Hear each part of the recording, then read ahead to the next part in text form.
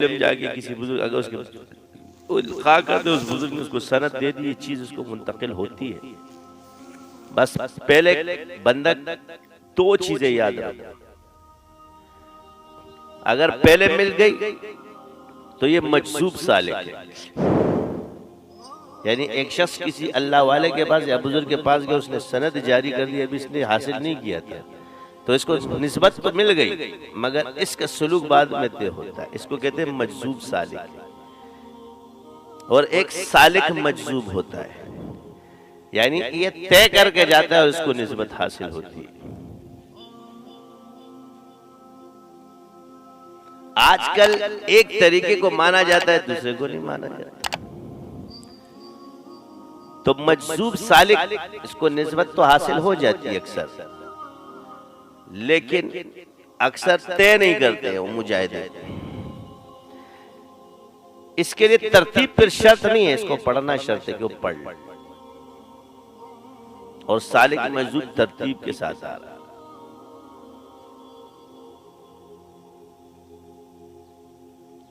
یہی وجہ ہے. اب مثال کے طور پہ اگر خوابوں کے بارے میں ہم بات کرتے ہیں، اس کا یہ مطلب نہیں کہ خواب ہی ہر چیز سمجھ کے بیٹھ جاتے ہیں. ہم کہتے ہیں کہ رحمانی خوابوں کا انکار مت کرو. اب جو منع کیا گیا بزرگوں نے، وہ سالکین کو منع کیا جاتا ہے کہ سلوک جو بندہ طے کر رہا تھا ان سے کہا جاتا ہے کہ ان چیزوں میں مت پڑو، کیونکہ وہ شیخ اپنے سالک کو منع کر رہا ہے. عموم میں کسی کو منع نہیں کر رہا، کیونکہ وہ سلسلہ جو کھل رہا ہے اس شیخ پہ کھلا ہے. وہ چیز آپ عموم میں سب پہ فٹ کر بھی نہیں سکتے. ہر سلسلے کا مزاج جدا ہے. عموم میں جو آئے گا حضور کی احادیث مبارکہ آئیں گے، حضور نے کیا فرمایا اس کے قاتل.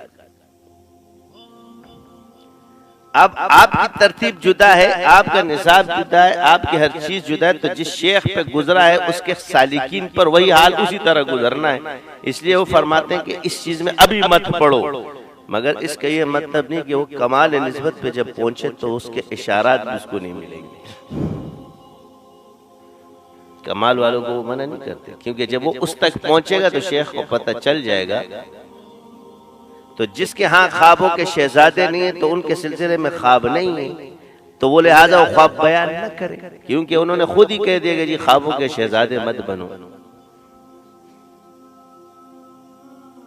اب جس بزرگ نے جو فرمایا ہے تو وہ نہ کرے. اس کا یہ مطلب نہیں کہ وہ اٹھا کے پوری دنیا پہ اپنے قوانین کو فٹ کر دے، اس کا اثر 40 سال بعد ہوگا. یہ سب ان بزرگوں کی اپنی قیاسات ہے جس کا شریعت سے کوئی تعلق نہیں ہے. نہ فقہ کے اصول کی کتابوں کے اندر کوئی ایسی چیز لکھی ہے کہ آج خواب دیکھا ہے تو اس کا ظہور 40 سال بعد ہوگا.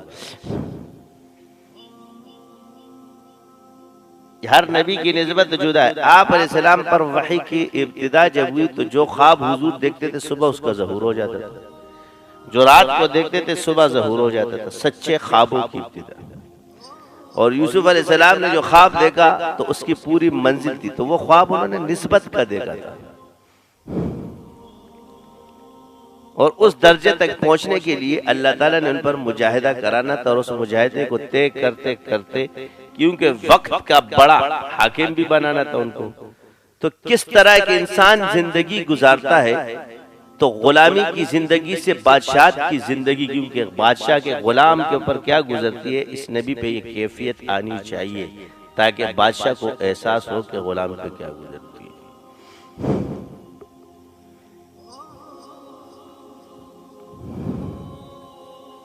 اس لیے غلامی عیب نہیں ہے، کیونکہ اگر آپ یہ ایک امتحان ہے اللہ نے جس پر لے آئے، جب ایک نبی اس میں آ گیا تو یہ عیب نہیں ہے.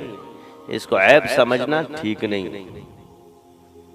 جو اس کو عیب سمجھتا ہے پیچھے نبی ثابت ہے، وہ کوئی غلام نہیں تھا، وہ نبی تھی یوسف علیہ السلام. لیکن آپ کو گزارا گیا کہاں سے کہ مبشرات ظاہر کیے. والد کیا کہتے ہیں، چھپاؤ اس کو ورنہ شیطان تمہارے بھائیوں کو بہکا دے گا. اب نبی کو تو نہیں بہکا سکتا. لیکن بھائی نے جب سن لیا تو اس کو تو وہ ملنے والا ہے، پتہ تو تھا۔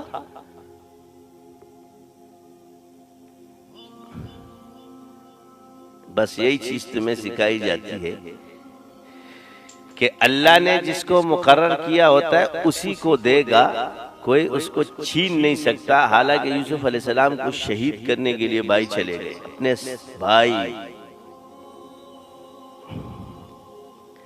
حسد ایسی چیز ہے، یہ حسد ایک ایسی چیز ہے کہ وہ جب اندر داخل ہوتی ہے یہیں سے ان پر اثر، تو کیونکہ وہ غیر نبی تھے ان پہ چل گیا۔